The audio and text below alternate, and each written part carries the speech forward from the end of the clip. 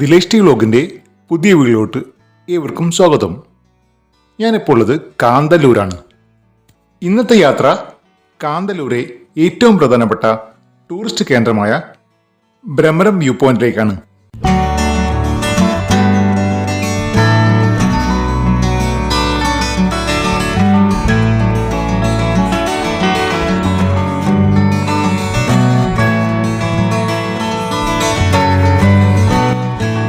ജീപ്പിലാണ് നമ്മൾ ഇന്ന് യാത്ര ചെയ്യുന്നത്.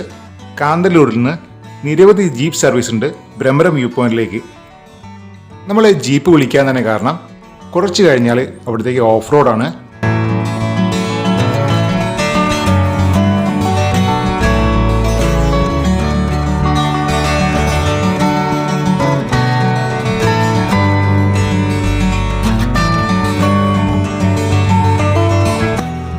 ഓഫ് റോഡ് ജീപ്പ് സഫാരിക്ക് ഇഷ്ടപ്പെടുന്നവർക്ക് ഈ യാത്ര വളരെ ഇഷ്ടപ്പെടും. വളരെ കഷ്ടപ്പെട്ടാണ് ജീപ്പൊക്കെ മുന്നോട്ട് പോയത്. പല സ്ഥലങ്ങളും വീഡിയോ എടുക്കാൻ കഴിഞ്ഞില്ല, അത്രയ്ക്കും വലിയ ജർക്കിംഗ് ആയിരുന്നു.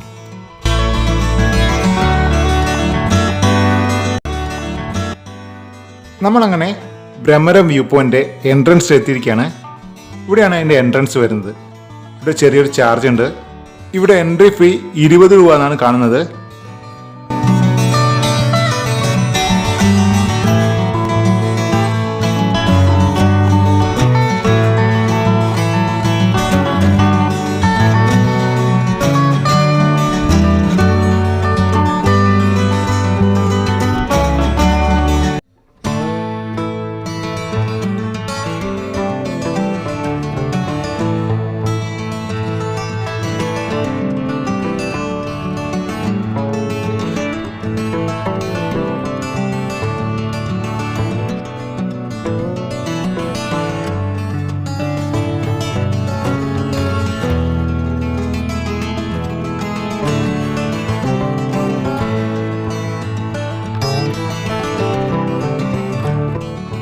ഇതാണ് ഭ്രമരം വ്യൂ പോയിന്റ്.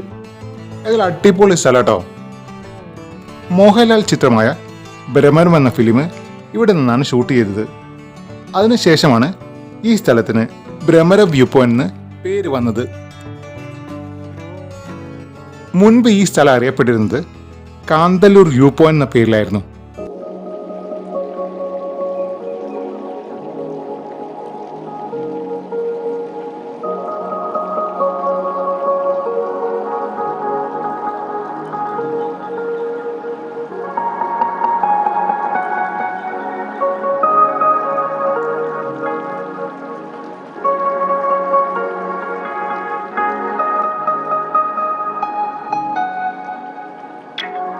ഇനി നമ്മൾ കാണാൻ പോകുന്നത് ഇവിടെയുള്ള ഒരു ട്രീ ഹൗസ് ആണ്. അത്യാവശ്യം നല്ല ഹൈറ്റിലാണ് ഈ ട്രീ ഹൗസ് ഉള്ളത്. നമ്മളതെല്ലാം അതിൻ്റെ മുകളിലേക്ക് ഒന്ന് കയറാൻ പോവുകയാണ്. ഇവിടെ വരുന്ന ഒരുവിധം ടൂറിസ്റ്റുകളൊക്കെ ഇതിൻ്റെ മുകളിൽ കയറുന്നുണ്ട്. അറ്റ് എ ടൈമിൽ 10 പേർക്ക് മാത്രമേ ഇതിൻ്റെ മുകളിലേക്ക് കയറാനുള്ള അനുമതിയുള്ളൂ.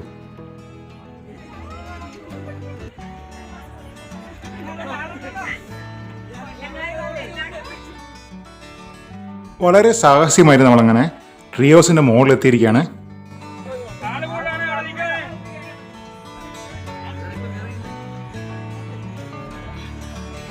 ഇതിൻ്റെ മുകളിൽ നിന്ന് അത്യാവശ്യം നല്ല വ്യൂ ഉണ്ട്. അതുപോലെ നല്ല ഹൈറ്റിലാണ് ഈ ട്രീ ഹൗസ് ഉള്ളത്.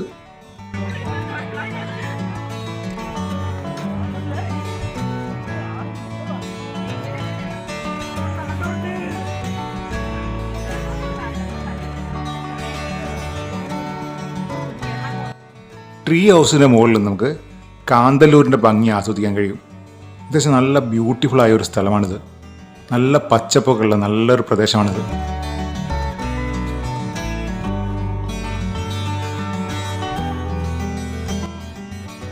മറയൂർ കാന്തല്ലൂർ ഭാഗത്തൊക്കെ വരുന്നവർ നിർബന്ധമായും കാണേണ്ട ഒരു സ്ഥലം തന്നെയാണ് ഭ്രമരം വ്യൂ പോയിന്റ്. ഇങ്ങോട്ടുള്ള ജീപ്പ് ട്രക്കിംഗ് ആണ് ഏറ്റവും വലിയ പ്രത്യേകത. അതിൽ ഇവിടെ എത്തിയാൽ തന്നെ വളരെ മനോഹരമായ സ്ഥലം തന്നെയാണ് ഇവിടെ നമുക്ക് കാണാൻ കഴിയുക. ഈ വീഡിയോ ഇവിടെ അവസാനിപ്പിക്കുകയാണ്. നിങ്ങൾ ഇഷ്ടപ്പെട്ടാൽ ലൈക്ക് ചെയ്യുക, ഷെയർ ചെയ്യുക, കമൻറ്റ് ചെയ്യുക. മറ്റൊരു വീഡിയോയുമായി വീണ്ടും കാണാം. ഏവർക്കും നന്ദി.